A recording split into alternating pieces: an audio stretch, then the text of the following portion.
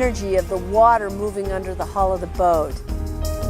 Kayaking, where it started with the Eskimo. And they learned how to right side up a kayak. How did they do that in that freezing water? I'm amazed. And then from there till today, they went to sick. They'd pay those guys $300 to come from Europe. It's been 30 years since I did my first Ender, and I remember it like it was yesterday. It was just a girls' camp, and had them doing, relatively difficult water for that time. Then we saw the Olympics on TV. Said, wow, that's so much bigger and greater than what I've been scared of. And the payback is huge. A pounding surf on a gigantic wave. You're immediately fast friends on the river. It's just around the corner. You might need to be. So it is a group sport, but made up of individuals who are very individual. Boom, it was on the national consciousness. Adventure and what's around the next corner. That really feeds my soul. And people didn't understand what was going on. Nobody'd seen anything like that before. The girls were after me. It was fantastic. They had canoes in the lake, and those were the most beautiful things I'd ever seen. This is the story of some of the diverse paddlers throughout North America who transformed traditional canoes and kayaks, pushing the limits of boat design, materials, and paddling skills. Their curiosity, their sense of adventure, their passion for flowing water creates a tale as complex as the rivers they explore.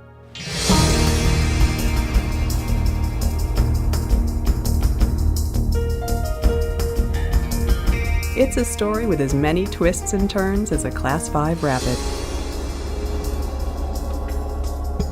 Indigenous peoples took the first strokes. So the First Nation people arrive in North America. They need food, they need shelter, they need communication, they need to be able to get around. And to achieve all of those ends, the best way to get around when the waterways aren't frozen is by the waterways, and you need a vessel to do that. And the canoe became central to that. When Europeans discovered North America, there were some phenomenal boat designs here. They had whitewater boats when we got here. They had touring boats, they had tripping boats, they had war canoes. That was the mode of transportation because, water was the highway. And that highway would attract attention from new arrivals who came with a different set of priorities. Canoes were adapted to the task of commerce as fur trading became, for a time, big business. But an increasing demand for new boats had little to do with the hauling of cargo. New wealth created spare time and a boom in outdoor recreation. The canoe was there. The canoes kind of evolved, but the leisure evolved. You start getting these photographs of women in parasols and bustles and stuff sitting in bark canoes, but before long they're in pretty spiffy looking wooden canoes of one kind or another. Canoe manufacturing became a thriving business as thousands of recreational boaters discovered this handy and versatile craft.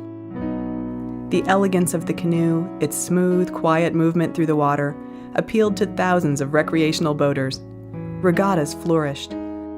Techniques were developed and refined. Techniques that would prove useful downstream.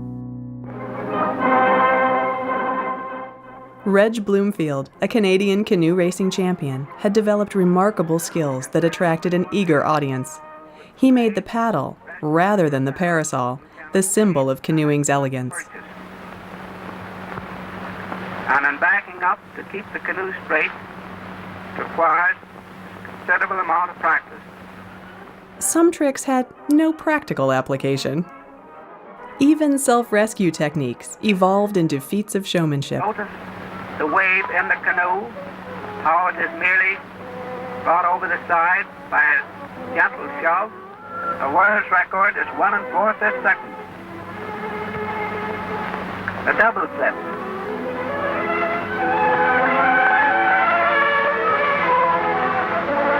In slip. Notice the hollow in the water under the canoe.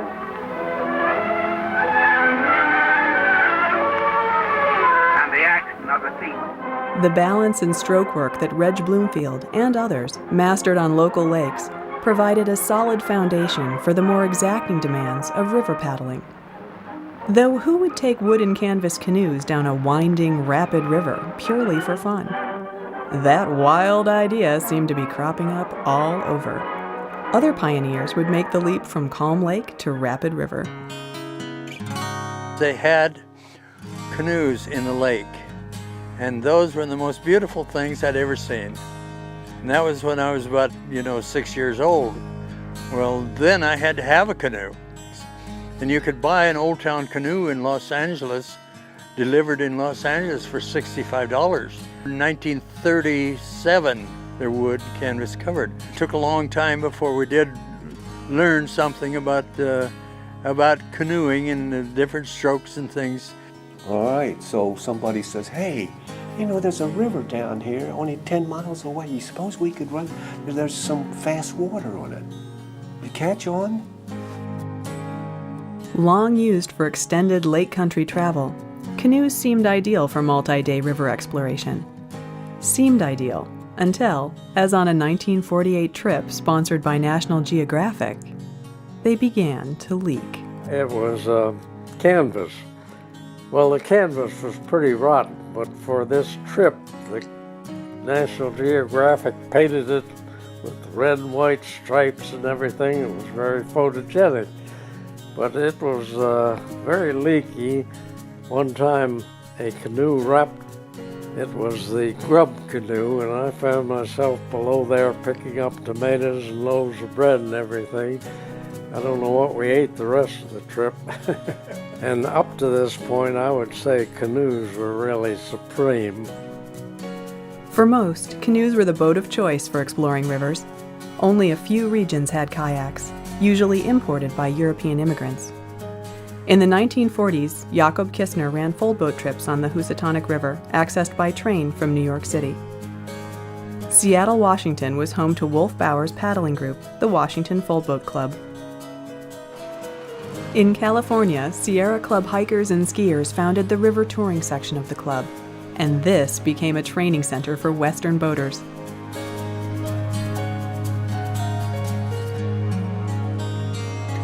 I mean, here I had a sanctuary all during the summer, and any other time.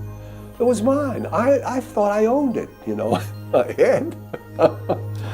I'm 80 years old. It was in the beginning. Backpackers, fishermen, birders.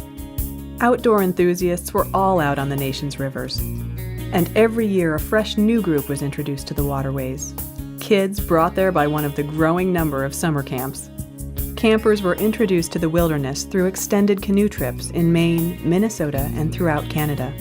Even camps in the Southeast launched ambitious forays, like the trip launched in 1923 from the North Carolina mountains, where Frank Bell took a group of his campers paddling over 200 miles from the headwaters of the French Broad all the way to the Mississippi. His grandson, canoe historian Will Leverett, still treasures a paddle used in that trip.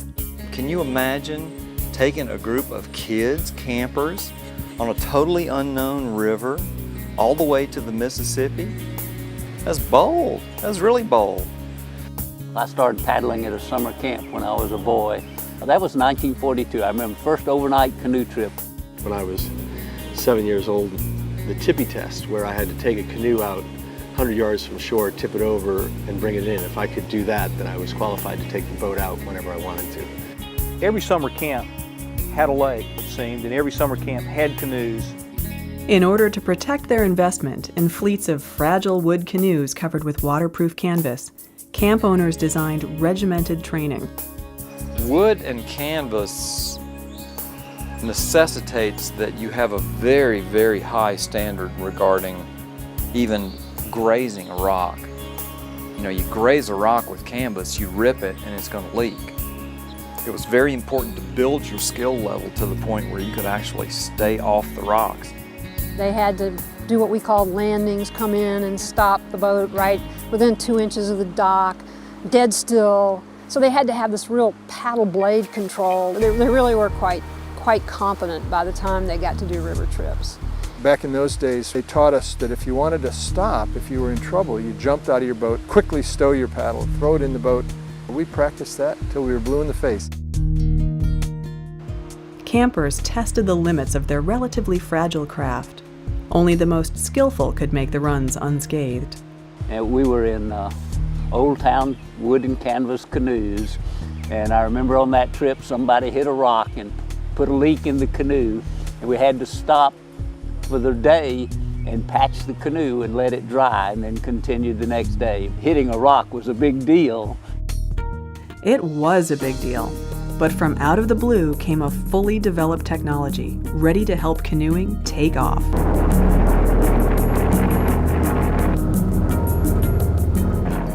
Grumman Aviation, based in Long Island, New York, had run at full capacity during World War II, manufacturing aluminum aircraft. After the war, Grumman was faced with an oversupply of factory space, aluminum, and labor. Motivated to diversify its product line, Grumman plunged boldly into full production of an all-aluminum canoe. In 1953, rugged metal canoes in vast numbers enticed American paddlers. 10,000 canoes were ordered during the very first year. Many camps augmented their fleets. The new metal canoes reduced the penalty for hitting river rocks. Now, instead of a broken boat, you got a dented one. That made it so much easier to learn and progress. By the next year, they had gotten Grummans, and that's when we really started doing whitewater stuff. And we still would take a couple of the canvas canoes along just to have enough boats. You wouldn't run into anybody else on the river. Summer camps became centers of the growing interest in whitewater exploration, and they provided social centers for the sport. At the time, it was way out in the middle of nowhere. And my parents lent me their '48 Chevy, and I can remember driving forever. But the camp had been in existence since about 1919. It had a wonderful canoeing program that took these young women, it was just a girls' camp, and had them doing, relatively difficult water for that time. The amount of exploring they did to put their kids in different situations was pretty amazing, given the logistics and the difficulty and the equipment of the day. Those were the days when nobody wore life jackets. I didn't even know what one was. We took towels. That was the big step forward, was a towel. Put it down in the canoe so your knees could rest on the towel. So we wore old tennis shoes and a bathing suit and little rubber bag with your dry clothes in case you turned over so you wouldn't become hypothermic. Camps produced skilled paddlers who as adults remained active in canoe clubs. The number of paddlers grew. In the early 60s, kayaks were still in the minority in many regions, perhaps only 40% of the boats on the river. Most paddlers stuck with the familiarity of the canoe. Fleets of Grummans encouraged exploration and experimentation, and the trips proved to be more dynamic. You never knew when you're really going to have to depend on anybody on any river run. Like the aluminum boats, they're really good at getting pinned, and it took a lot of people sometimes to get them off. If you ever saw anybody, you're immediately fast friends on the river. It's just around the corner. You might need to be. In other words, people didn't blow people off. There was more carnage. There were fleets of aluminum canoes around from scouts, from college programs. I had over 100 boats because I had 5 kids, so I rented boats to help finance the 5 kids.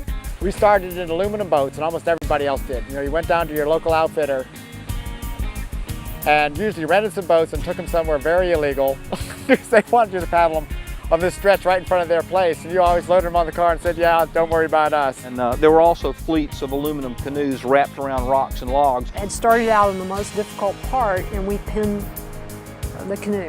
It's Grumman. Pinned it good. We couldn't get it off. I don't recall any crack-ups of the wooden boats. I recall many crack-ups of the Grummans and getting them wrapped around around rocks. Aluminum boat touches a rock, it booms. I mean, it makes a noise. It booms all over. Everybody knows you hit a rock, and it's like, who did that? Who hit that rock? We would kick them out. Yeah, if they had a big dent in there, we'd just stand it on the soft ground and jump on it. A lot of the rapids, when we'd go down a river, nobody had been down that river before, none of us. So we get out of the boat and scout a lot of stuff. We didn't know what we were supposed to be doing. We just went out and learned by trial and error. So we tended to do things on our own and repeatedly get in trouble and get in over our head and then save ourselves and, go on to the next event. What really starts it is people just seeking adventure. It was exploration, which I think speaks to a human need. We like doing that. Sometimes the exploring was very bad because we suffered. I swam once. I came down, just really cut a vein on my shin, and blood was just gushing out of there, and I ended up ripping my underwear off, binding up my leg. They bailed me out with a little bottle of gasoline, some firewood. One stream had so many trees across it, we pulled out right away and hiked out, drug our boats through the woods and quit. The knowledge was very limited, and you were on your own if you wanted to go beyond those boundaries. So you'd look on a map and you'd say, well, this looks like something, and there's a bridge here and there's a bridge here. Let's go see what's in between. You saw, well, maybe there were some mountains nearby that kind of might have been a hint to whether this river could be something exciting. And then you take on greater challenges and scare the shit out of yourself. But you don't give up because you just love it. This love of the boating experience was at the core of the sport's steady growth. By the early 60s, guidebooks were published and journals sprang up. We were hungry for anything like that. I sought out every book that had ever been written about paddling, I think. And I read them from end to end, backwards and forwards and upside down, and just, they were just golden. By necessity, a common whitewater vocabulary evolved. Rapid ratings, gradient, and estimated flows were captured in trip reports and published in the new whitewater journals. But that left one very important uncontrolled variable. Had no way to find out what the river levels were. I think I drove about 1,200 miles all over Pennsylvania and Maryland and West Virginia on the search for water, and either found snowstorms or dry riverbeds. You got really good at just prognosticating when things would be up. Thanks to one of the earliest guidebook writers, Randy Carter, he established relationships with people who lived along rivers that we like to run. 1950s real time, you might call it. There were Randy Carter gauges painted on a lot of the river bridges at a lot of the rivers, and they'd say, well, on the Randy Carter gauge it was 1.5 feet. And the deal was that if you wanted to know how it was running, these people would go walk down the river, check the levels for you, and when you call them, he would publish these people's numbers in his guidebook. And in compensation, you're supposed to send these people an envelope with 7 first-class stamps. They would check a gauge out in front of their house, and you'd send them stamps. It really was a good thing because it gave us contacts in the local community that we really weren't as crazy as some people thought we were. Maybe not crazy, but definitely disorganized. Even with the advancements brought with guidebooks, not all information was transferred universally. Many canoeists were unaware of the new trend of decking the boat. They said, well, do you have a deck on it? And I said, no, I don't. My mind ran a little bit trying to figure out what a deck might be. And you go back to the earliest time, we didn't deck them. So you went out there and just hoped for the best and you didn't get filled full of water and roll over. How in the hell can we prevent this from happening? And the wives said, you dummies. Did you ever hear of covering the opening? Wow. Why didn't I think of that? I'll be damned. And the wives made the covers. Open canoes with cloth decks proved to be versatile rivercraft. But innovators soon took the next logical step, constructing a decked canoe using emerging technology. fiberglass, they've developed a material for polyester resin. Tom McEwen, Jamie's older brother, showed up at Mondamon with a closed boat, a boat that had spray skirts, and it had straps in it so you could roll it. The ability to roll offered a new degree of freedom and control, and the versatile new fiberglass material allowed for a variety of new boat designs, including canoes that came to look more and more like kayaks. I was actually there watching the metamorphosis between those 17-foot open Grummons and the little sleek decked boats today that look just like kayaks. If you look at that progression, there's still been canoes all along, and they're still paddled with a canoe paddle, and you're still kneeling in the boat. These new covered canoes, known as C1s, or with two paddlers, C2s, were added to the mix of boats seen on the river. Soon, the only easy way of telling a C1 from a kayak was spotting the C1 paddler's single-bladed paddle. But kayaks, with their double blades, were increasingly popular. The sport was at a confluence, and not everyone followed the same course. You know that you're out there in your canoe, and one day you're going to see a kayak and look at it and go, wow, that looks like fun. You know, that was our inspiration to continue. We'd already started paddling canoes, but boy, that kayak thing looked awfully good. I can still remember the first day I saw a kayak. And I looked at him and said, well, what's with the kayaks? And he goes, oh man, that's where the future is. The introduction of these sleek designs in the early 60s represented a new trend to American canoeists. But in Europe, recreational kayaking had been well established for over 20 years. Let's roll back through the years, all the way back to 1932, when a British expedition to Greenland captured this footage of the locals demonstrating their expertise.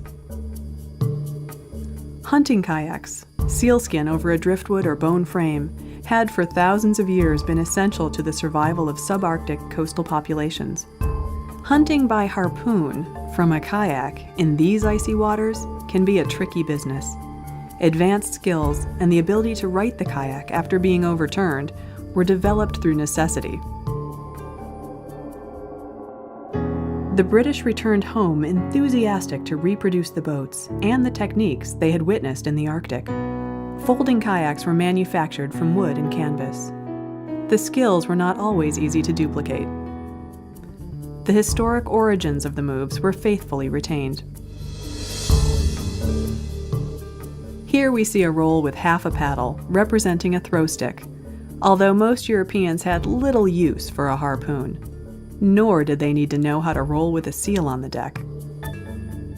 Some of the more difficult and esoteric rolling techniques demonstrated here are only kept alive by a few dozen paddlers today.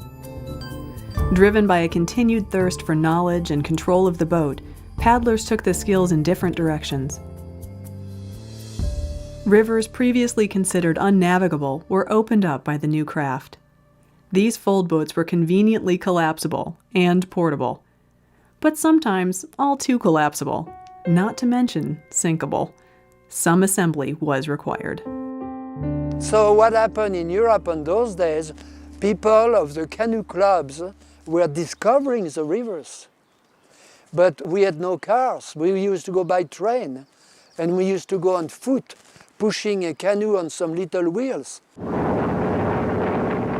Even the destruction of World War II had its unintended bright side. And in 1944, the British and the Americans, they bombed the hell out of everything. A bridge was destroyed on the Loire, the river. First by the Germans in 1940, they bombed that bridge. It created rapids.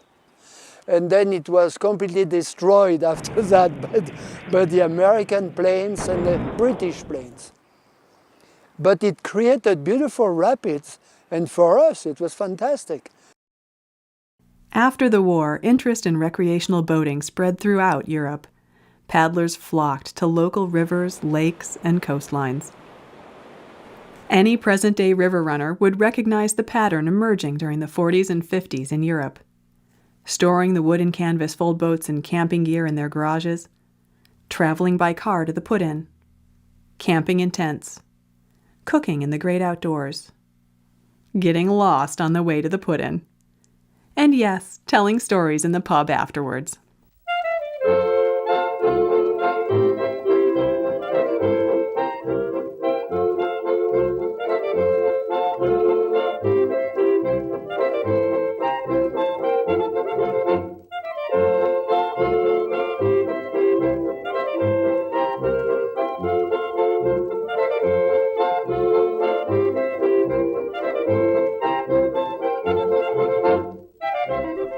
As their skills developed, boaters were drawn to more difficult waters.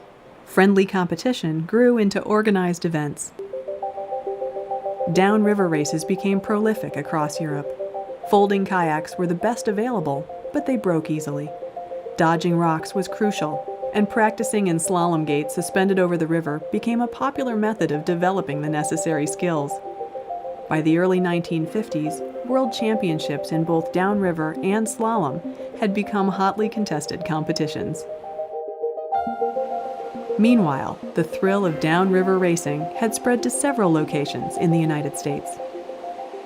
In the 1950s, the biggest of these, by far, was held in Colorado. European racers were invited to attend. The people of the sleepy town of Salida, Colorado, knew they had a unique resource in the Arkansas River. The 25-mile stretch on the edge of town was perfect for a demanding downriver race. City leaders were keen on the value of importing European paddlers to generate interest and sell real estate in this western town. Their strategy worked. People came in droves to see the events. The local town provided enthusiastic support to welcome the sport, meals for thousands of spectators, and a train to transport them, all to support world-class whitewater. 1951, in Steyr in Austria. He said, next year we go to America. And I say, great. The Arkansas River Race became an attractive spectacle, complete with parade and international paddlers. The TV people came from Denver.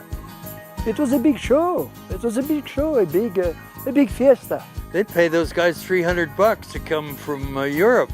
Everybody was eager to come here, the end of that race, because it was the biggest race in the world at that time. So we said, that's the real whitewater, The governor was here, and they had 2,800 suck lenches. That people here went crazy the first years. Strangers all over. They had gambling, everything, Several boats are in the water ready to go. Last-minute preparations are underway. A buzz of excitement sweeps over the spectators. The first boat is in position, and there's the flag. A farewell wave from the boat race queen, and he's on his way. The speed wasn't that important. If you hit a rock, that was the end of the race. Here, Bob Ehrman, the top American contender of the early 50s, starts downriver. And Bob Ehrman had a big kayak, and he had swim fins because when he flipped, could not roll, did not know what was to roll. So he was pushing to the shore with his fins and climbing back in his boat and continuing. First man to finish is Eric Seidel, number 6 in the starting order, who came all the way from Munich, Germany to try and repeat his 1953 victory. The boat race queen cheers him as he pulls into shore. I know the first prize was $1,000 at that time, but I was an amateur. And here comes Roger Perry, 15th to start today. After elapsed times were carefully checked, Perry was declared the winner, beating out Seidel by only 2 minutes, 14 seconds. The race became more and more serious because it got popular in Europe. Everybody wanted to go there and have a chance to go to Salida and participate to the fun. I can't really describe it except everybody seemed to get along just like kinfolks. But Europe had that was the nucleus of it, and they would send their best boater. It was a little different here. We'd come down and paddle after work or on weekends.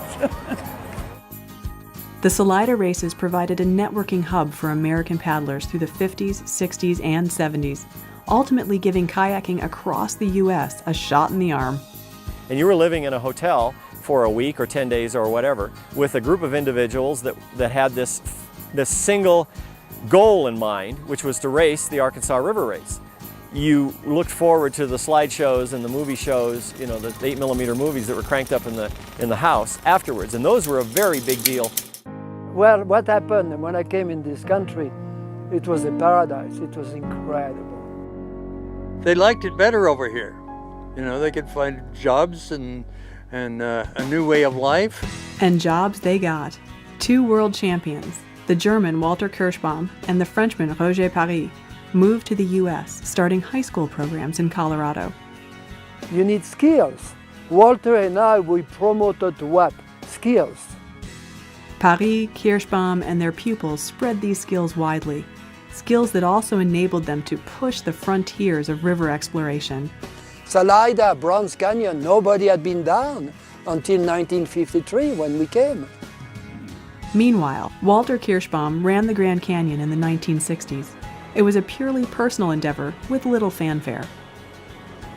Another European racer who had a significant impact on the development of the sport in the U.S. was the legendary Milo Dufek. He visited in 1964. Milo Dufek came to the States for a visit and was paying for the trip by basically running clinics. The draw stroke introduced by Dufek became a core technique. But many of his students were unaware of Dufek's daring defection during the 1953 World Championships in Merano, Italy. His trip from the communist Czechoslovakia was heavily guarded.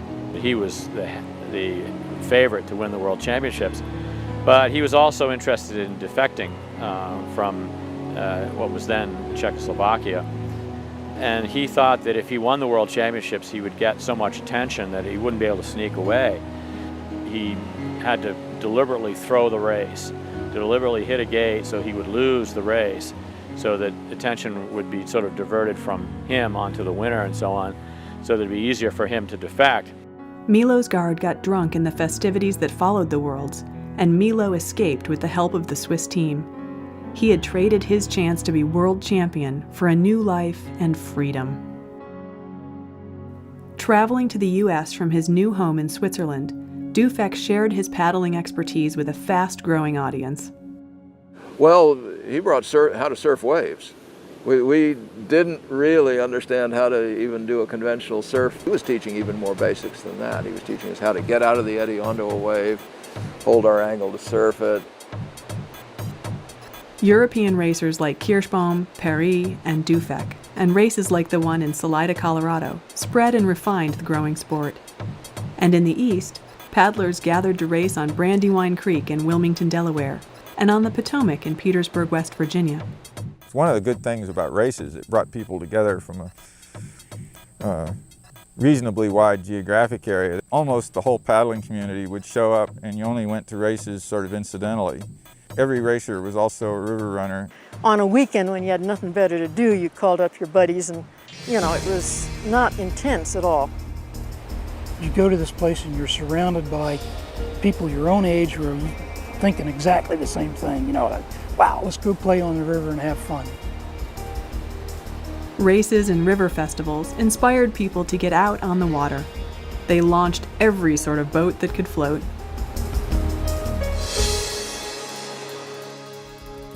For increasing numbers of paddlers, fiberglass kayaks were gaining popularity as the boat of choice. The option of buying a kayak hadn't yet become the norm, so the hands-on boat-building experience became an initiation rite that opened the door to exploration. We were using just basic polyester resin and fiberglass cloth and trying to get all the air bubbles out that we could. I think my goal was to make sure it didn't leak. Boat building was usually a group project. Young and old collaborated. Adults in many communities donated their extra space to the alchemy of the times. And the resin and the drips and the mess, so they turned the basement into fiberglass. You know, in all honesty, we took a lot of kids off the streets. Several Explorer Scout posts took up kayaking. They worked in basement workshops, in a casual atmosphere that proved attractive to young converts. It had become co-ed about that time, I think in 1969, and so there were fellows and gals just really eager to build their own boat. You could get rid of the uniform, you could concentrate on what you loved to do, and still be within a certain structural framework. They told us, look, if you want a kayak, you have to build your own boat, you have to glue your own booties and spray skirt together, you have to do all that. That's what kayakers do. You had accidents, you had resin that was where it shouldn't be. It might be on the telephone, on the doorknob. You know, my wife would complain about the odors. She would complain about my breath, which smelled like epoxy, and it certainly did. Had a rule that if you built your own boat in my basement, then you had to help the next two people build their boat. It was real messy, of course, and you would always have your materials at risk. You know, you got 120 bucks worth of stuff there. It's going to be your boat for the summer. We didn't know what we were doing. We didn't understand the toxicity of all these chemicals we were working with. Chemistry alone does not make a worthy craft. The performance of a boat is more dependent on design than material. At the time, most designs originated in Europe. You know, there's a murky history with the whole kayak design in America. Importing kayaks from Germany, sawing them in half and putting two different models together so they wouldn't infringe on patents of any kind. And so most all of the good boats in America were either a Preon design, a Lettman design, or some rip-off of those. Obtaining legal designs was not the only problem. The boats were fragile. At any time you even looked at a rock with these fiberglass boats that we had, you'd have to patch the boat afterwards. And so there was a big limit on, what you could run. You had to be very careful not to exceed your skill level or you'd wind up trashing the boat. You'd take off Friday after work and you'd drive all night. You'd paddle Saturday and Sunday until you couldn't walk. When you paddled on the weekend, Monday or Tuesday, you patched your boat, and you paddled the next weekend. Monday or Tuesday, you patched your boat. We would paddle for a month in a fiberglass boat, and then you either had to a lot of repairing or give it away to somebody. Try to sell it for material costs. See, turn over your old wreck that you got tired of patching, and somebody else got a real cheap boat. Typical day was stop 3 or 4 times during the day and dry your boat out and tape it up with duct tape and then carry on downstream. There were many unknowns on the river and a lot to learn. Stories of those days are filled with innovation, discomfort, trial and error, and humor. You know, I come up to the surface, horse collar life jacket did the normal routine where, it comes off and does about 3 twists around your neck and has got you firmly by the neck. I come up, the boat hits me in the head. So I figured, well, now I know why I need the helmet. And the big deal is have wooden paddles, and after you bought about five of those and broke them in about 10 minutes, I went, oh, these wood paddles, they're nice, but they don't last. Okay, float bags. 2 beach balls in the front of the boat, 3 beach balls in the back. Beach balls from Ben Franklin for $1 a piece. If you're just starting from reading the Charlie Walbridge directions, making your spray skirt and go, this isn't what I signed up for. Helmet, flotation, spray skirt, paddle. It was all homegrown experimentation, even the attempts at style. We noticed that there were these surfboards with these wild stripes and patterns in it, so we started going to fabric stores. But looking good wasn't enough. Durability remained a limiting factor. We couldn't run the waterfalls in them. We couldn't run them down this river when it was only running 99 second feet because it's all rocks. It was always a hassle because it would delaminate. But it wasn't boat technology that was holding most people back. The paddling community was still very small, and it was often hard just to get on the water. Yeah, we were only 30 miles away, but that didn't mean we always had enough money to get 30 miles to the Chattooga. And that's probably in the days of 40-cent gas. We tended to rough camp most weekends, and in some places that you wouldn't think of it now, like roadside rests were common campgrounds for us. Anything that was free. They'd come over and knock on the back. I had this camper that I'd built. They'd knock on the back, you're just rapping and you're saying, oh no, I wonder what's happening now. You open this thing up and here's this guy with a shotgun and say, you guys need to move. And you just say, yes sir, get in the front and take off. Go about another 2 miles down the road, go sleep again. We were told that the river was dangerous and that people died on the river and that we were brainless for getting near the river. and it looked okay to us. With the increased popularity of kayaks and the new decked C1s and C2s, it became obvious that a solid roll was an essential paddling tool. But it was less than clear just how these so-called Eskimo rolls were supposed to work. Sketchy notes had made it over from Europe, but hanging upside down underwater is not an ideal learning position. I'd seen people do it and I'd read about it, and I spent days there practicing until I got to roll in a C1 at the pool. And so we first learned in that full boat solo. Well, I think they put it kind of on the deck over on this side, and then they turned over and somehow got it back up. I can remember in the living room trying to figure this out. You know, on my back with the paddle, reading the book. I'd paddle out into the pond and tip over. What did that book say? God, I can't remember. I'd get out and swim to shore, drag my boat, dump it out. I would go out and I'd look at that piece of paper and I'd put it on the ground and I'd get in the kayak and paddle out into the lake. I'd turn over, I'd thrash about. And try it again, and try it again, and try it again. And just said, you know, I'm not leaving until I learn how to roll. I'll bet it took me probably 4 months. You know, even the basics like eddy turns or, you know, paddling through the V's, anything like that, all that was new. We'd been paddling for a couple of years, but we didn't know how to. We'd learned strokes from a book from the library and didn't know anything. In my early days of paddling, a hole in the river was something you avoided at all costs. You didn't want to get in there. Finally got to where you could actually go in this hole and ride the hole and actually get out without upsetting and swimming and all that sort of thing. A lot of just one guy teaching another guy and get that roll down, and they'd take you out on the river, trial by fire. And I got right above, and the whole river narrows down. You see the little slit where it goes over there. And I said, which way do you go? And Jack Wright says, well, if you can't read the river, you shouldn't be here, you know? And that's what it was like. I mean, in those days, teaching kayaking was simple. This is the end your feet go in, okay? That's downstream, look out for the rocks. The technical variables of this new sport attracted a group of scientific-minded innovators. I think in the early days, there was a big fascination for our sport by scientists. It was something they could analyze and, you know, play with, and it was a big mental challenge. There's the decision making. You know, you come down a rapid, oh, right, left. Where's the good eddy? Where's the line? Where's the rock? Make the decision, go. You know, I love that. And then these guys would be in their 20s, and they all had, you know, regular 9-to-5 jobs during the week, and then they'd go off on the weekend. And they weren't a big drinking crowd at all. They didn't drink much. They mainly just went kayaking. We'd go out to restaurants. And kind of interesting. These guys were really into milkshakes. You know, that's the kind of guys they were. You know, that was the highlight of their Saturday night was let's go get milkshakes.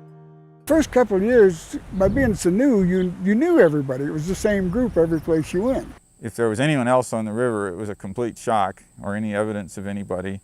If I saw a boat, a kayak, a C2, on top of a vehicle, I either knew who it was or I'd probably chase them down. Hey, wait, wave them down and get to know them. You knew the boater, you knew his boat, you knew his helmet, you knew his life jacket, you knew his car, you knew who he paddled with. Nearly 10 years had passed since the days of sending stamps to helpful locals. But in the early 70s, the sport was still so small, you could sometimes dial up your own water level. So you get these insider phone numbers. We trade them among each other. A couple times we'd call the guy right at the dam. They'd be like, you know, the union guy. Ring, ring, oh, hi, you know what the flow is? Well, I don't know. You can talk directly to the man that's opening the gate up there. Walked up to the dam keeper's house, knocked on the door. They said, well, we're kayakers and we were wondering if you ever let water out of the dam. Why, sure, how much do you want?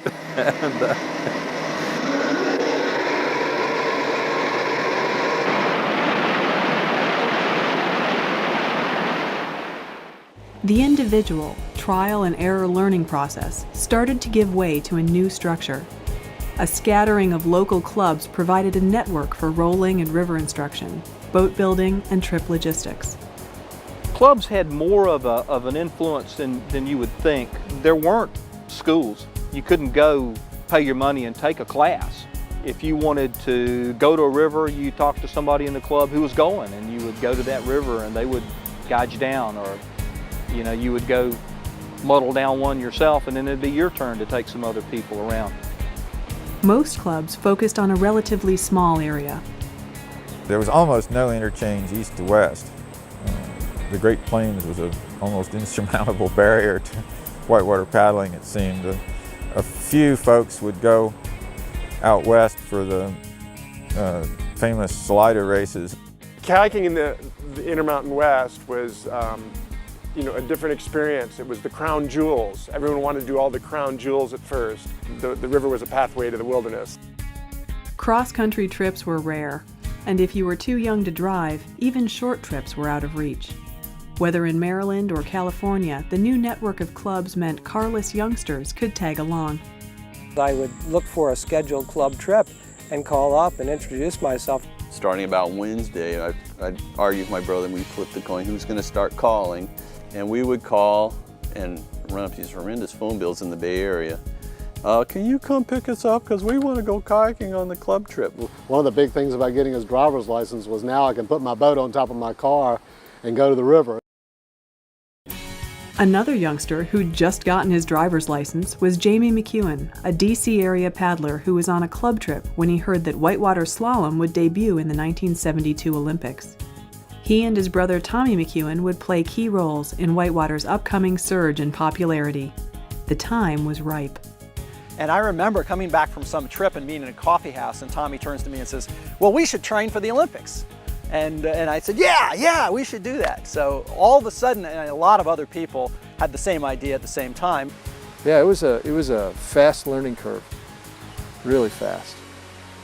It wasn't sufficient to just go out and run a few rivers on weekends. Again, transitioning from the fisherman camper to the trained athlete.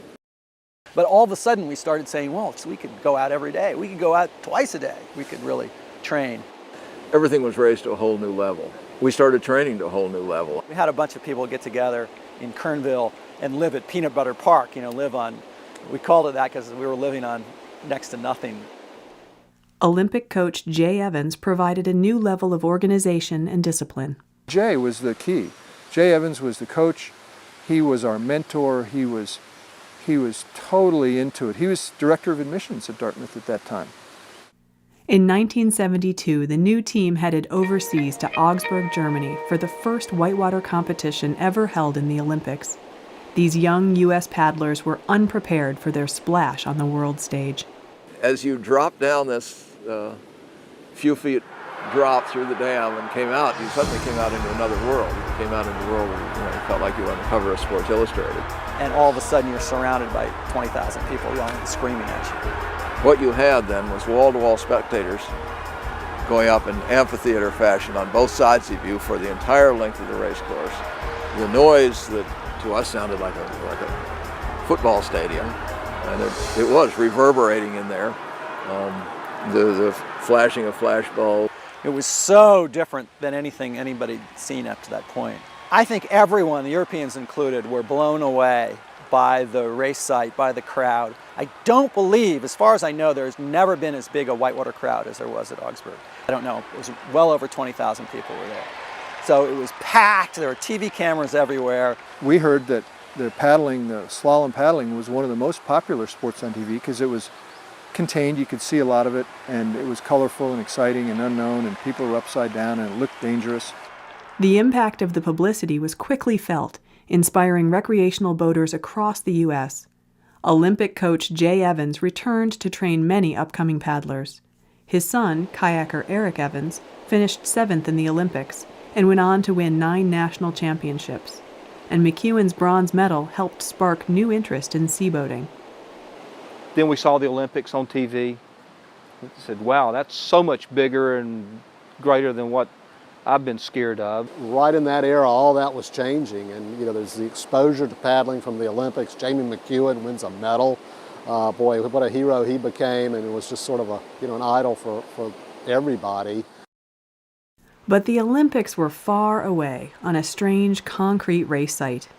A new inspiration for hitting the river came from out of our own backwoods. It was a fictional river that captured the public imagination.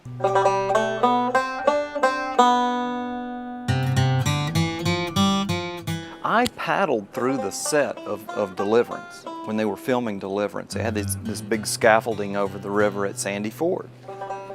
And we were like, what's going on? You know, they're making a movie. My understanding is that they flipped a raft and lost the camera, and they had various difficulties on some of the rapids, and eventually decided they did need some more expert help, some people that knew the river better and had done more paddling. Sometime in June, they invited the three of us to come up and work as advisors and doubles. And we were pretty excited about working on the movie. We thought that'd be a pretty neat thing to do. You couldn't keep me away at that point. We had Burt Reynolds' dummy lying between us whenever we were doing our part. And they used us swimming out of the boats, but just swimming a rapid above Deliverance Rock. Well, over the course of the filming, those guys became pretty good paddlers. I was impressed by their skills. Moviegoers were impressed as well. Deliverance became one of the decade's most popular films and remains a classic. The movie delivered an inspired audience to the banks of the nation's rivers. People that had never even thought of getting on a river before suddenly saw that there was adventure there and that it really looked like a cool thing to do. But we had no idea what was coming down the road as far as the popularity. Just got a lot of attention to the idea that you could go to the mountains and paddle these rivers, and it was pretty an exciting experience. And boom, it was on the national consciousness. Unfortunately, why a lot of that was very ill prepared. They might, go into a discount store, grab the cheapest raft they could. You know, every Tom, Dick, and Harry in Atlanta bought a case of Coke and got a free raft and went down and killed himself on Section 4 of the Chattooga. It was unbelievable. We would find rafts just abandoned, wrapped around rocks. Saw 19 deaths in 3 years on the Chattooga alone. These unskilled adventurers were in need of proper equipment and expert guidance. At the same time, paddlers were in need of opportunity, but few of them lived close to the river. Rafting provided the necessary link. By the 60s, it was already a well-established business in the western states, but had little connection to canoeing and kayaking. People were guiding groups down the major river canyons. The Colorado, Green, and Salmon were popular multi-day trips. And in the East, the thought of starting a raft company was foreign at the time. Back then, nobody could do it. You had your job and you paddled. It wasn't like you could use paddling as your job. Because in the 60s, at least around here, there wasn't any commercial rafting, and there wasn't any rafting. I mean, the boats were very primitive. Then, rafting as a day trip activity took root. Canoeist Lance Martin was taking his buddies down the Youghiogheny River in Ohiopyle, Pennsylvania. Finally, somebody asked him, said, "Hey, if I paid you, would you take me down the river?" And the light went off. He said, "Oh, yeah, we can do that." So, and that happened simultaneously everywhere around the country. Lance founded Wilderness Voyagers in 1972, establishing the first viable whitewater rafting company in the East. Other startup companies began offering commercial trips on the Cheat, the New, the Gauley, and many other rivers. So we started a business that way. Many other rafting companies sprang up around the country. We thought that we'd been running that river for years and learned a good bit about it, and we felt like run pretty safe trips, and people would have the option of going with us rather than on their own and learning something about it, so less chance of getting drowned in the process. And Payson invested his money in what is now the Nantahala Outdoor Center. It was the Toten Terry, a little, grocery store and a place to get gas and a soda or something. I gradually started thinking about it. There must be a way that I could not have to go back to the city every Sunday night. Payson Kennedy and friend Horace Holden had made a good decision. The Nantahala Outdoor Center became a boating phenomenon, expanding to take over 100,000 customers a year down rivers in the Smoky Mountains. That made it available to anybody. You didn't have to know how to paddle a canoe or, avoid crashing on the rocks. Because people were supplying all the pieces of the puzzle. We'll provide the boats, we'll provide all the gear, we'll drive you up the river, we'll provide the shuttle, and we'll provide that sort of network of safety, that cocoon of safety through our expertise. Although developing that expertise was a gradual process, lasting through the early and mid-70s. Within 10 seconds, it was total chaos. The boats were totally on their own, people falling out, people flipping, just totally, I have to admit, out of control raft trips. I don't think we do that anymore because we learned some pretty harsh lessons there. Didn't get anybody hurt, but there were people spread all over the river for a mile or more.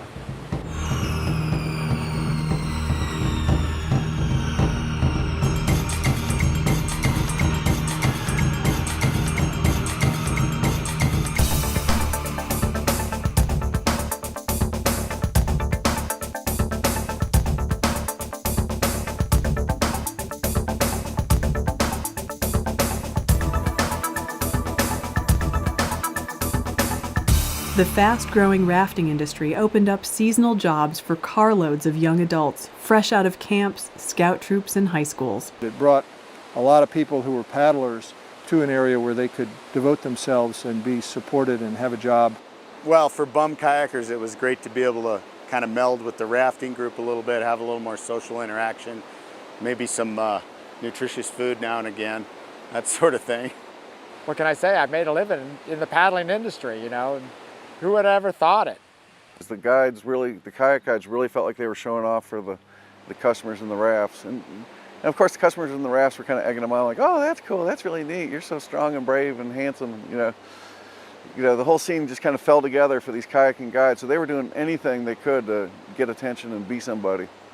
There was some cold, unemployed winters, and all I had was white bread and Velveeta cheese and my boat. And I boated for, 6 hours a day. Large numbers of rafting passengers were introduced to whitewater sport. Some came back for lessons in their own canoe, kayak, or raft. As the popularity of river running spread, its converts included influential public figures. Stuart Udall, I took him down the river, and he thought that was great. And that's Robert Kennedy. He's running for the presidency up there on the Hudson River. Secretary of the Interior Udall, Robert Kennedy, and even President Jimmy Carter all enjoyed some degree of guidance from expert boaters. Another kayaker was wining and dining politicians. He was an advocate for Idaho wilderness, and he represented the everyman. Walt Blackadar, a small-town doctor from Salmon, Idaho, made his own mark on river sport. His exploits, well covered in the media, had a tremendous appeal. Here was a regular guy, not a full-time athlete, who had nevertheless succeeded in exploring new boating frontiers. In '53, he started rafting. He was an authentic river runner. I think he combined it with fishing and hunting. Then the kayaks started to intrigue him. And he called me because I was national champ and offered to pay all expenses if I would take him down the Middle Fork and teach him how to roll. And he never learned how to roll. I just think that the thing about Walt Blackadar was that he was doing things that we didn't really think were possible. And getting away with it. I mean, we thought it was awfully dangerous. At the time, he was pushing the envelope, and we appreciated that and realized that you could be running, bigger stuff than we were running and, doing more things. We just couldn't believe the descriptions of, what was happening to him on these rivers and surviving it.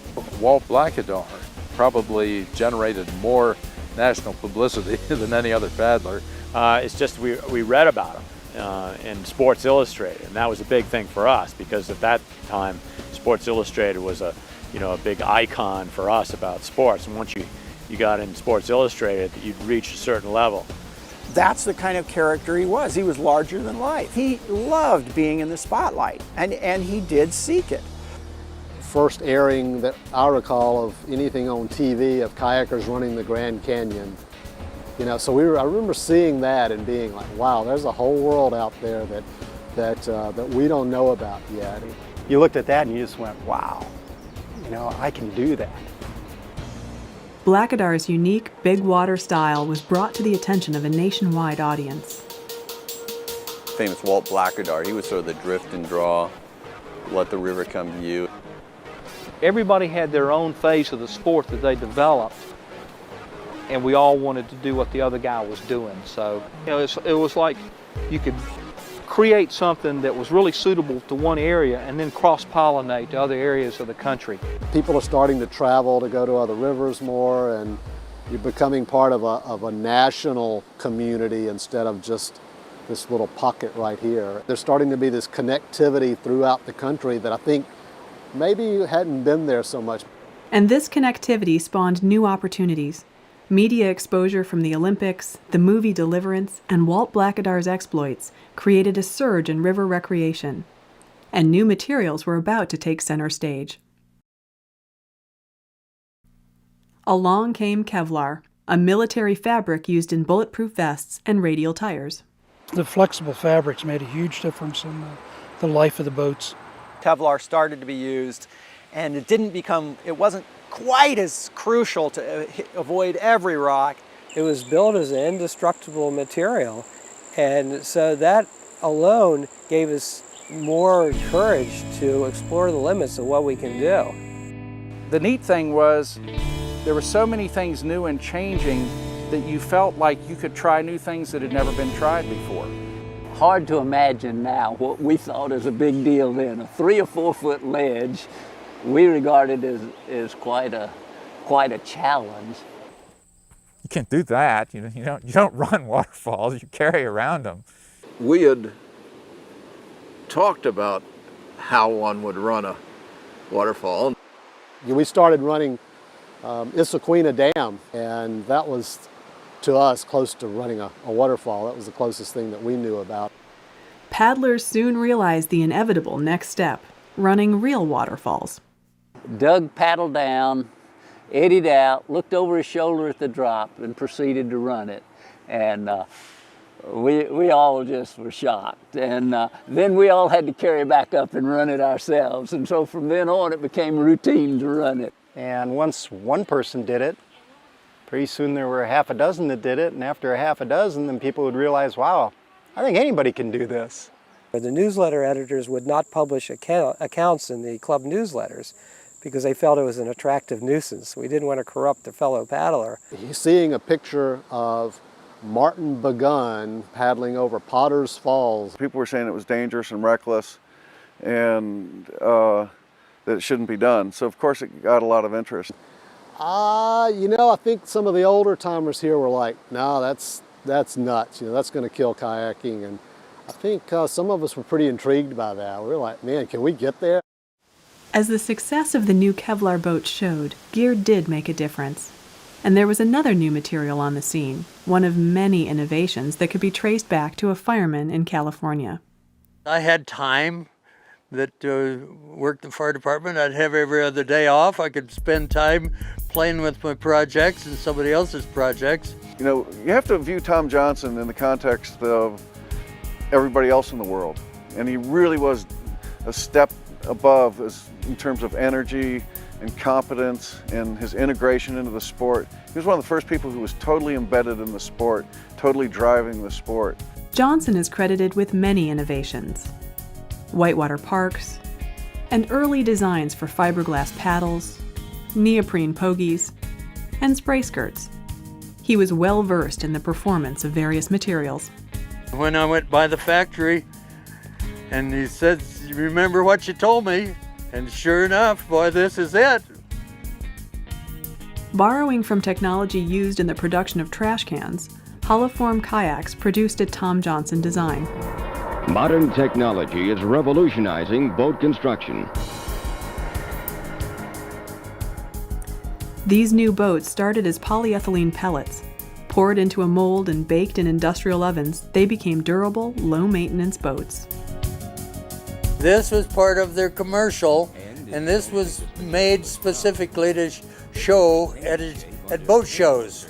Well, the rotomolded boats made it so that we could paddle through stuff that we didn't dare take our fiberglass, or back even in the days of the full boats, because here was a boat that basically it was awful hard to destroy the thing. You wouldn't dare take your fiberglass boats and run those same places because it'd break the tips off of them or fracture the decks. I remember seeing the ads for holoforms. I think they were $99, might have been $129, but a lot of us poo-pooed them, shied away from them for quite a while. We thought it was stupid. We did not like them at all. Plastic kayak. We called them Tupperware boats. We had no use for those boats. We were paddling fiberglass. We had fiberglass racing boats. But within 10 years, most river runners would choose rotomolded boats. I think right off we felt the loss of what part of your heart went into building a boat. The advantages of plastic is just too great. The night, instead of having to stay at camp and patch your boat, you know, we didn't have to do that anymore. It was like a freedom that you wouldn't believe. So what it did is it opened up a lot more moves. You know, we're not talking about having to stay in the green, clean water all the time. Adventurous paddlers started dropping in on river sections that were now open to more rugged boats. Sometimes you did a little bit of crazy things, but you just didn't let people know about it. There's a lot of people like that in the sport. People just out there doing first ascents and they just don't talk about it. It's a cool aspect of the sport. But as they pushed forward into new territory, new hurdles appeared. There's a drop where you go over the drop, and if you hit it just wrong, you piton on a rock. I mean, you got thrown past your toe blocks, down into your boat, so you're up there into your armpits usually, and you felt like your ankles were broken. And that always gave us trouble. We didn't know what to do with that. And so one day we go, let's just try going really fast and see what happens. So we just powered off this thing, and as you go, you do a little sweep and lean back, and you can land flat. It's like a light went off and went, wow, we can do this. The new skills opened up new sections of river. Many of these runs weren't in any guidebooks, though some had mentioned their existence. And this is a guidebook from 1974. This really captures what happened in the mid to late 60s and very early 70s. And this is the best part.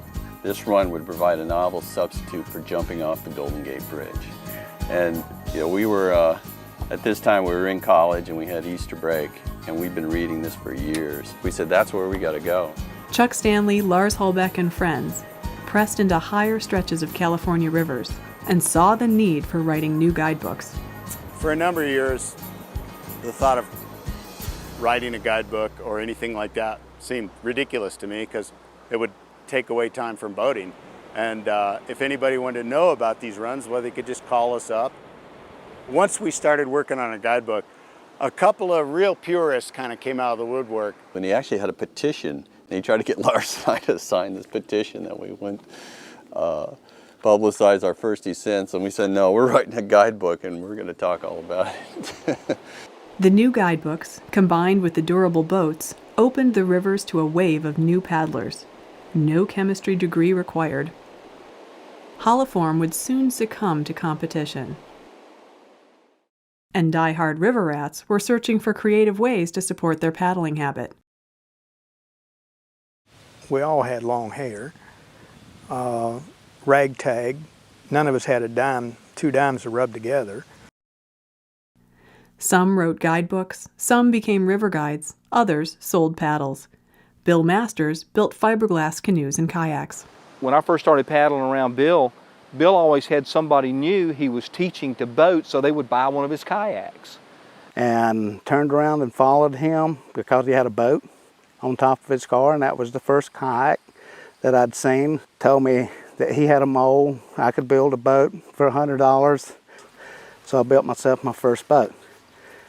And that was a Lettman Mach 5. Then a new possibility came down the river.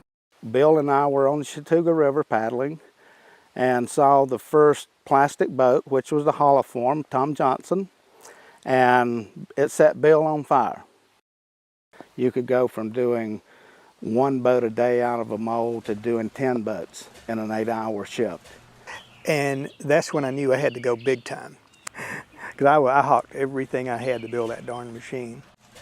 I'm a welder, so I welded pretty much everything, built it from scratch. And then once I got investors, life changed. They expected to be paid back. What a novel idea. So then I started really paying attention to running a business and not necessarily being a lifestyler. His mantra was, grow the industry. Perception grew quickly, producing a series of new designs. In 1982, Alan Stansel and the Perception design team produced a new kayak called the Dancer. And they laughed at me, told me that I was crazy, that the boat would never go over because it was short. It was different than anything else out there. It was the first real play boat, so to speak.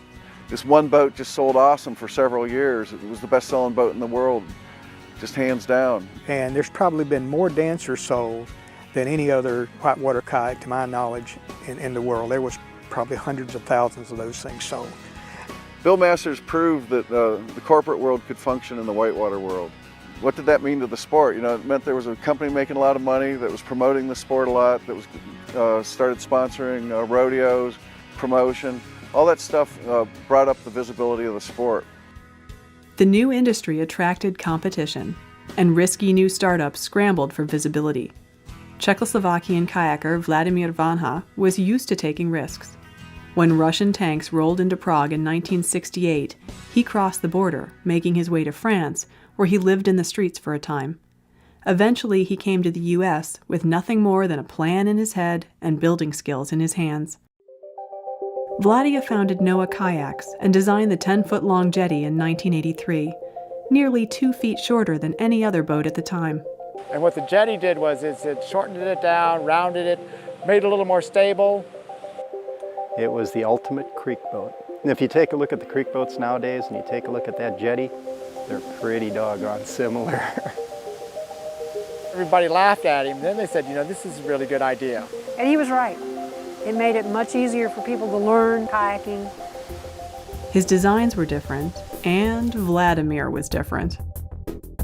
Vladimir was one of the great characters in the sport. You know, there's this whole underbelly of the sport of these really wild characters. The way he built his boats, believe it or not, I mean, he used all this stuff from ancient Egyptian scientists and crystals and everything else for lengths and measurements and all this other stuff. I mean, it was incredibly complicated. We're not talking about just looking at it like an engineer would. You know, you needed to look at it from a lot of different angles. And there for a while he wouldn't eat anything unless it was put under a pyramid first. Every time he showed up was an adventure. One time he showed up with his little car filled with garlic. Another time he showed up with his car filled with electronic equipment, and then he opened up his shirt and he had all these little electrodes stuck to his body. He really was just out on a limb with everything he did. Vladimir had a stack of credit cards this thick. I'd never seen anything like it. We didn't want to go the Vladimir way and charge it all on credit cards to get a company started. For one thing, several of us didn't have a credit card at the time. But they did have gumption. Young boaters Steve Scarborough and Joe Pulliam put together their own fledgling startup, the Dagger Canoe and Kayak Company. The first 4 or 5 Dagger boats that we made were never test paddled.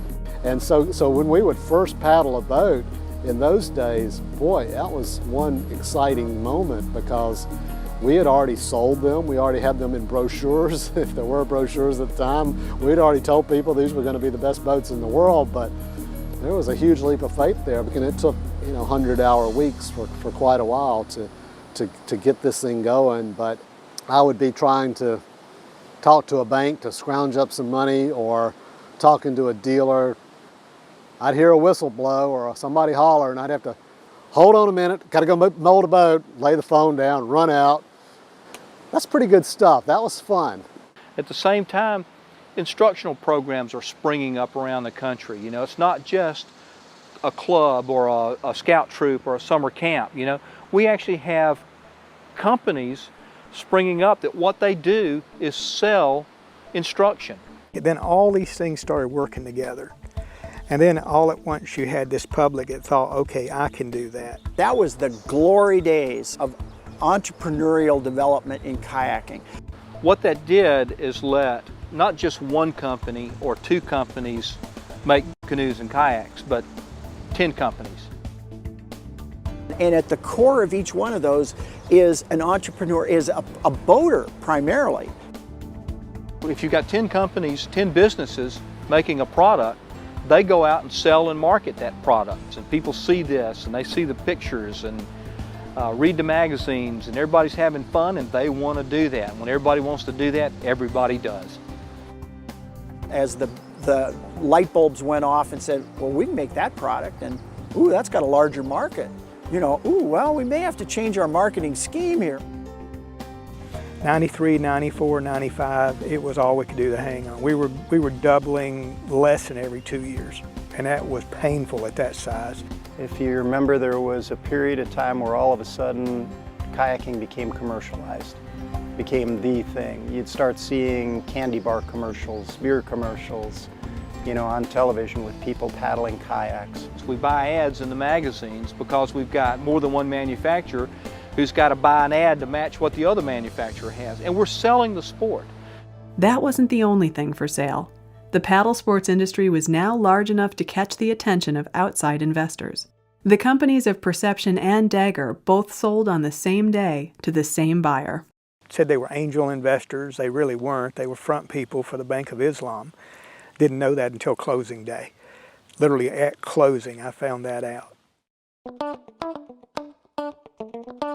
Manufacturers were producing many more whitewater craft than ever before, and people were buying them. In a 15-year surge, boaters had matured an industry which became a big business. Let's see what was taking place down on the river. The period from the 70s through the 90s saw huge changes on the water. Out there on the river, it didn't seem to matter all that much what kind of boat you were in. Kayak or open canoe or C1 or C2, the main focus was the moving water itself and what you could do with it. The river was just too much fun. First time you surf is a wonderful thing. It's amazing to you. You know, I'm sitting right here in the middle of this rapid and I'm not going anywhere. Surfing, you know, to me is just an end in itself. It's nirvana. The payback is huge. You know, a pounding surf on a gigantic wave with a big white pile behind you. Surfing led to the first river tricks, like burying the bow to stand the boat on end. An ender is just unbelievable. It's been 30 years since I did my first ender, and I remember it like it was yesterday. You know, you paddle with the same guys on a pretty regular basis, and not only did you want to improve your skills and do more tricks, but you always had that edge that, watch this, you know, and so you'd go out and you'd do a pop-up or an ender. New tricks spread quickly from boater to boater and river to river. What began as casual one-upmanship took its first step to becoming its own specialty when the first freestyle competition was organized in Stanley, Idaho in 1977. River waves and holes could give as wild a ride as any bucking bronco, and so it was dubbed Whitewater Rodeo. Then, I mean, yes, we were competitive out here as bragging rights, yeah, but it was more just to get together and have a good time.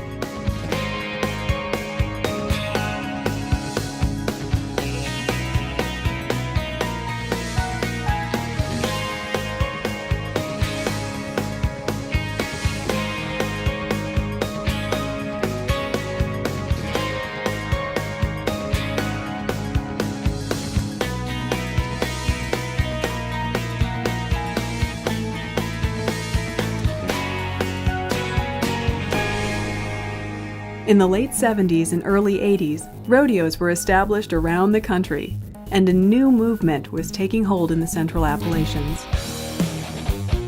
You know, I grew my hair long, and we were trying stuff that everyone said was stupid and wrong, and, you know, we were flying in the face of the establishment. Yeah, there was a company from the era called Hell and High Water, and I think that pretty much describes what it was like back then. Well, there's a lot of experimenting going on, both on the water and in your mind. They had bong breaks. These guys were sort of expanding their minds and expanding what was possible in whitewater. A shared passion for rivers united paddlers of diverse lifestyles. I was a kid racer. I was on the straight and narrow, you know, it was, but I knew a lot about the culture. And it was so nice because even the lifestyle and that culture, it was not intimidating. You know, the people were really warm to us. Nothing is more attractive to a 15-year-old than a bunch of bad boys, you know? And they were into trouble, and it was way cool, you know? And in some respects, I think the sport was sort of in its adolescence, you know? And there was a lot of growing pains. And somehow, out of this confusion of Friendsville came also enormous creative energy. Because I had nothing to do and I wasn't employed and I was starving to death, I went boating a lot and just stumbled into the three-dimensional aspect of boating. Although many boaters had learned to stand a boat on end in a wave or hole, Jesse Whittemore designed a wafer-thin boat that he could force underwater, anywhere, on demand. He popularized a new style that became known as squirt boating. And then I was experimenting with pillows, and I was able to hold the thing straight up against rocks and grind down the side of them. And I was pretty much on my own, which was good because I was kind of like a local hero. People didn't understand what was going on. Nobody'd seen anything like that before. The girls were after me. It was fantastic. He was very dashing and exciting and groundbreaking, and the whole image was just perfect for him. He loved it. You know, he thrived on it. Many of the new squirt techniques evolved from skills developed for low-volume slalom boats. Although slalom had long been dominated by European racers, the new wave of slalom leaders were American. They innovated, and they won. Leading the charge was 5-time C1 world champion John Lugbill. Kayakers noticed that there was an awful lot they could learn from canoeists, from C1s. Being able to do with both blades in a kayak what a canoeist could do with one blade. Influences flowed in both directions between slalom and squirt boating. I remember Jesse Whittemore and the Millennium Falcon and interrelating with John Lugbill. And at first they're kind of wary of each other. I think they both thought of themselves as the coolest guys in whitewater, you know. But then they became friends and they started trading ideas. We fed off each other. It was very exciting days because there was a lot being discovered in a very short amount of time. You know, we were just hot young punks, basically, and so we thought it was all cutting edge, even though some of it was standard and some of it wasn't. You know, we were just out there doing it, and, you know, I don't know who we were doing it for so much. I think it was peer pressure. I mean, I did paddle throws, you know, that was my thing. It's like a big deal, you know. But yeah, I'd also catch them. Paddle tricks were not the only Jim Snyder innovation. He introduced the first intentional cartwheels. His younger brother, Jeff Snyder, made a name for himself on the fringes of the sport, intentionally swimming whitewater and pioneering the extreme. The next trick would be to explore underwater. Jim Snyder led squirt boaters deeper and deeper.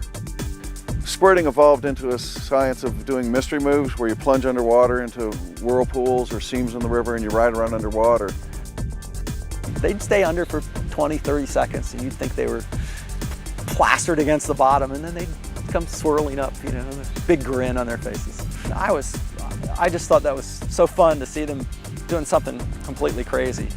And I'm sure we were there eating lunch or making fun of rafters or just pretending like we were the cool kids on the block or whatever. And Jess Whittemore came down in a Millennium Falcon, and he had his Darth Vader helmet on. And he hit the crease at Railroad and completely disappeared. And he came up about 5 or 6 feet downstream, and we were stunned. We had never seen anything like this before. I mean, suddenly we were in these big surface boats, but that changed everything.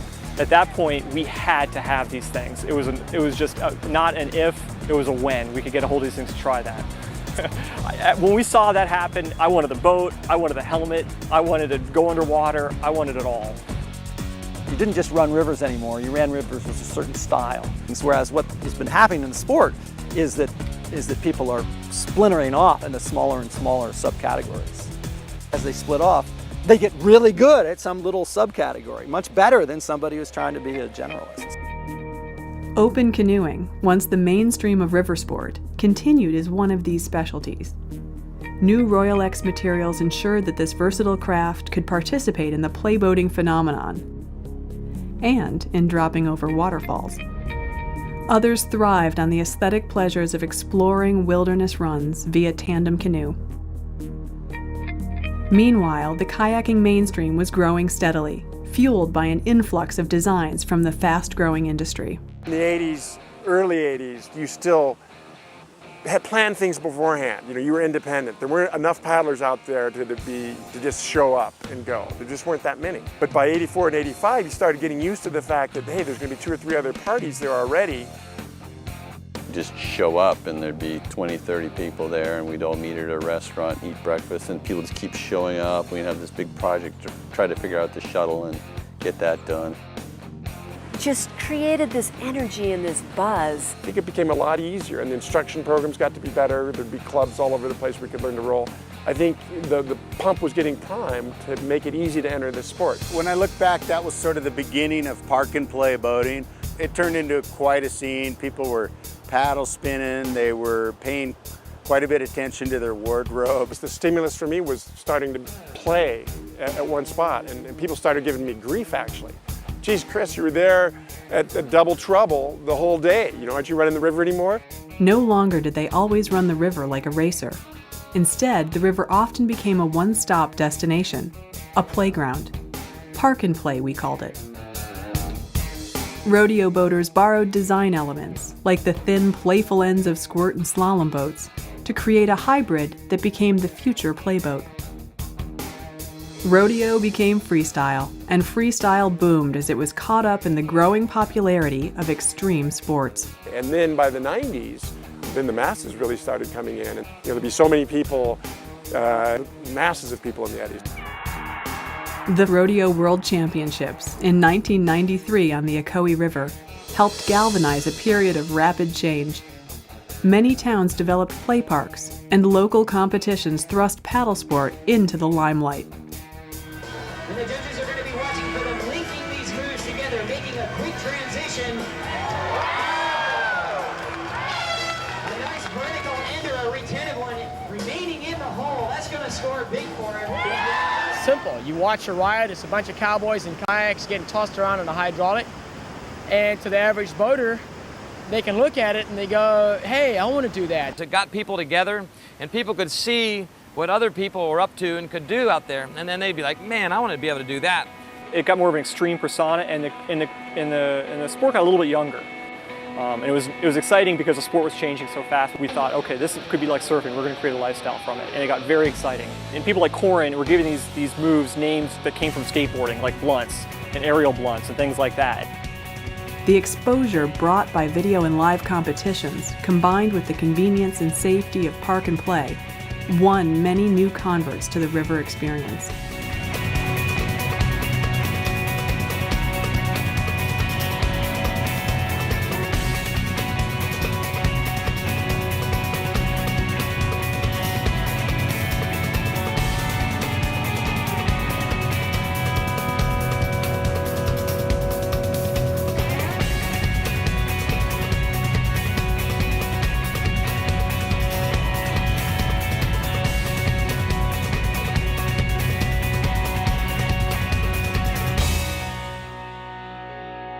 Comfort developed by playing the features of whitewater led many to push their limits on big water. But the low-volume bows of the new freestyle boats were not well adapted to steep technical runs. Designs evolved. Competition encouraged a new level of precision, fueling more adventure on the fringes. Creek boating became its own specialty, and remarkable skills meant the creeks being run became steeper and steeper. After a while, we'd get to the point of where you thought to yourself, you know, as long as I'm in this boat, I'm safe. I can do anything. Until one point, it's like, ooh, I'm not gonna run that. And then from there till today, it went to sick.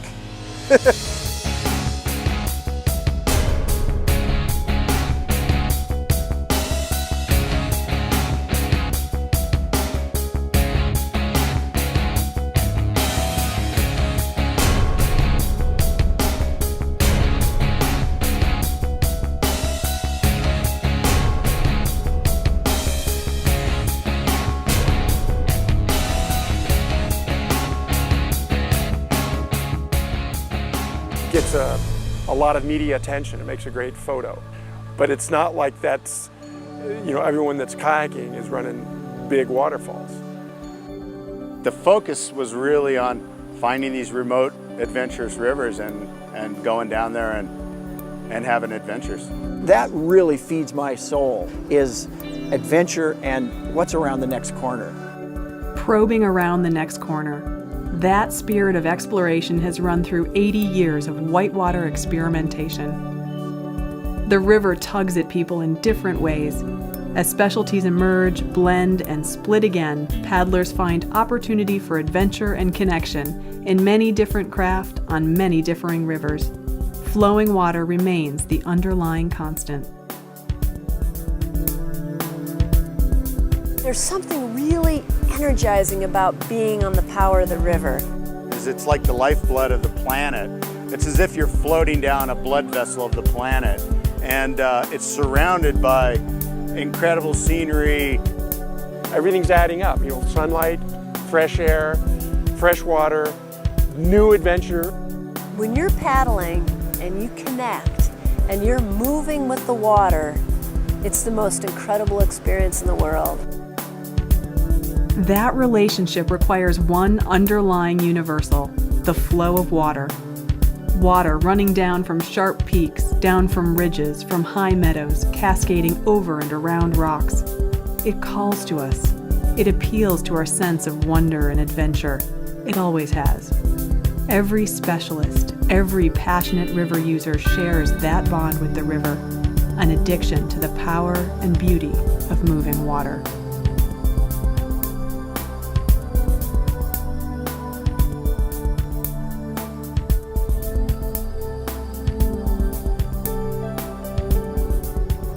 Just the movement through the water is just an amazing thing that I like to go back to over and over and over again. You feel like you're airborne. The bucking of the canoe down the chain of waves and the slap it makes against the hull. It means the freedom, like a natural freedom. We feel free as a boater, you know, because we are part of the river, part of the water. We have to be that way. The sport means a lot to everybody, really. And that's the valuable concept, is that it means something to people. They want to get out. They want to go have this fun. You can't see around the bend. You got to go there. So that adventure is still there, and I don't think it'll ever go away. The sport means something deeper to people. You know, it means that you're going to go have this fun in nature that you can't have anywhere else. It's this connection to nature. It's primeval. And you're also going to get a little desperate. You're going to fight for your life a little bit. It's just rocks and water, you know, but you've got to be a little bit of a warrior. You got to be perceptive. You got to be on your game. That's what it brings to people over and over and over.